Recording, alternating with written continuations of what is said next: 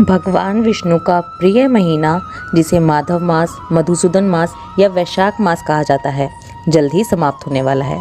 और अगर अभी तक आप इस महीने का लाभ नहीं उठा पाए हैं तो परेशान बिल्कुल भी मत होइए, क्योंकि अंतिम 5 दिन ऐसे दिन हैं जिसमें आप पूरे वैशाख महीने का लाभ उठा सकते हैं। अब उसके लिए आपको करना क्या है ये जानते हैं आज की इस वीडियो में। चलिए शुरू करते हैं।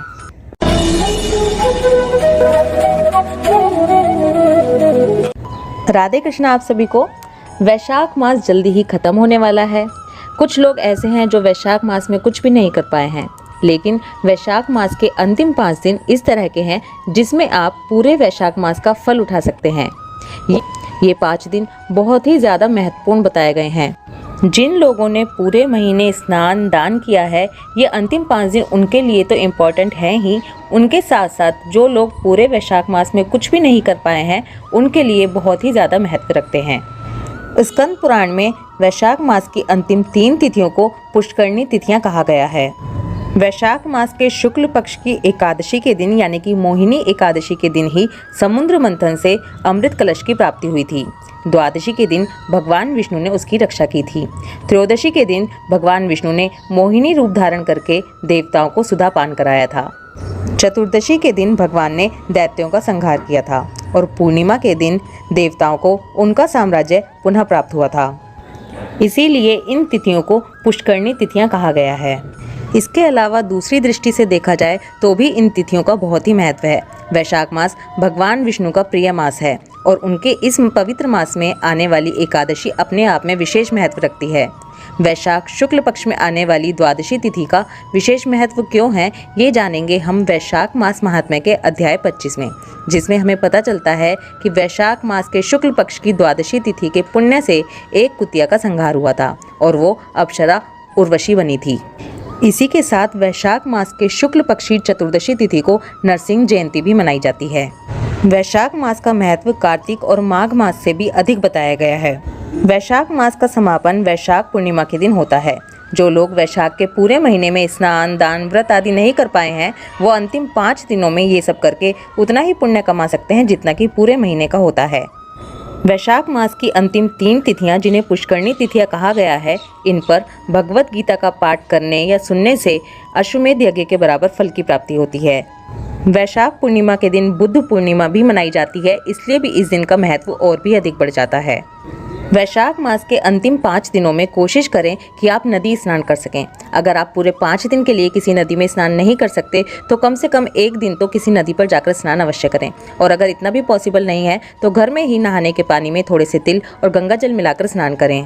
वैशाख मास के अंतिम 5 दिनों में स्नान दान और व्रत के वही नियम होंगे जो कि पूरे महीने के होते हैं। वैशाख मास में के पूरे महीने में किस तरह से स्नान दान और व्रत किया जाता है इसकी वीडियो ऑलरेडी चैनल पर है, जिसका लिंक मैंने डिस्क्रिप्शन में दिया है। वैशाख मास के स्नान दान और व्रत के नियमों का पालन करने के बाद वैशाख पूर्णिमा के दिन उद्यापन करके आप इसका जो फल है वो अपने पितरों के निमित्त भी दे सकते हैं, जिससे कि जाने वाली की आत्मा को शांति मिलती है। वैशाख मास में व्रत के क्या नियम होते हैं ये अपनी पहले की वीडियो में बता चुकी हूँ, लेकिन फिर से आपको एक बार बता दूं कि अगर आप वैशाख मास के अंतिम 5 दिनों में व्रत का नियम ले रहे हैं तो इसमें सूर्य अस्त होने के बाद भोजन नहीं किया जाता है। जो आप एक समय खाना खाएंगे वो आपको सूरज छिपने से पहले ही खाना होगा।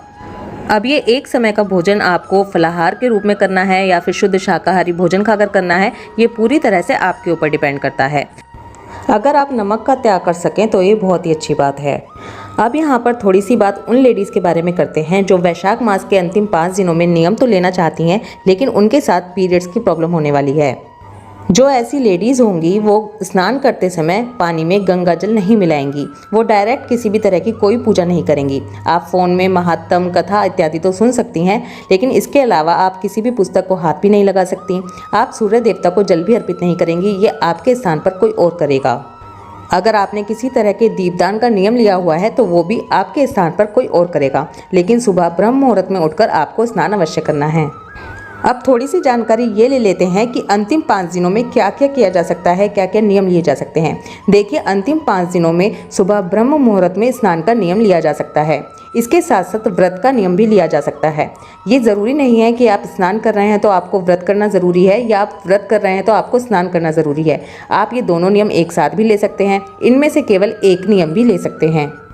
इसके अलावा आप पक्षियों को दाना डालने का नियम ले सकते हैं, पक्षियों के लिए जल रखने का नियम ले सकते हैं, चींटियों को आटा खिलाने का, गाय को चारा खिलाने का, इस तरह के नियम भी ले सकते हैं। इन 5 दिनों में आप विष्णु सहस्त्रनाम का पाठ करने का नियम भी ले सकते हैं। वैशाख मास में विष्णु सहस्त्रनाम का पाठ करना बहुत ही ज़्यादा उत्तम होता है। इसके अलावा आप विष्णु चालीसा के सुनने या पढ़ने का नियम भी ले सकते हैं। आप श्रीमद् भगवत गीता इसको पढ़ने का नियम भी ले सकते हैं। भागवत महापुराण को पढ़ने या सुनने का नियम भी लिया जा सकता है।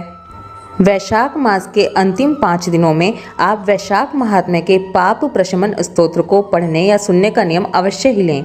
पाप प्रशमन स्तोत्र पढ़ने या सुनने से हमारे समस्त पाप राशि नष्ट हो जाती है। जो भी पाप हमने मनसा वाचा कर्म से किए हैं उनका लय हो जाता है। इसके अलावा आपको ये भी बता दूं कि पाप प्रशमन स्तोत्र वैशाख मास महात्म्य के अध्याय 6 में हमारे चैनल पर दिया गया है। इसके अलावा आप अंतिम 5 दिनों में रोज़ाना कुछ ना कुछ दान करने का नियम ले सकते हैं। आपको क्या दान करना है, कितनी संख्या में दान करना है, ये पूरी तरह से आपकी श्रद्धा और सामर्थ्य के ऊपर डिपेंड करता है। इस आपकी जानकारी के लिए इतना ज़रूर बता दूं कि वैशाख मास में ऐसी चीज़ों का दान करना बहुत अच्छा होता है जो गर्मी से शीतलता प्रदान करती हैं, जैसे कि सत्तू हो गया, चटाई हो गई, खड़ाऊ हो गई, छाता हो गया, इस तरह की चीज़ें। या जो मौसमी फल आ रहे हैं, आम, खरबूजा, तरबूज, इस तरह की चीज़ें हो गई, ये सब दान करना बहुत अच्छा होता है। इसके अलावा ये भी जानकारी दे दूं कि वैशाख शुक्ल पक्ष की द्वादशी के दिन तिल से भरा हुआ पात्र और साथ में शहद दान करना बहुत ही अच्छा होता है। वैशाख मास के अंतिम 5 दिनों में भगवान विष्णु के मंदिर की परिक्रमा का नियम भी लिया जा सकता है।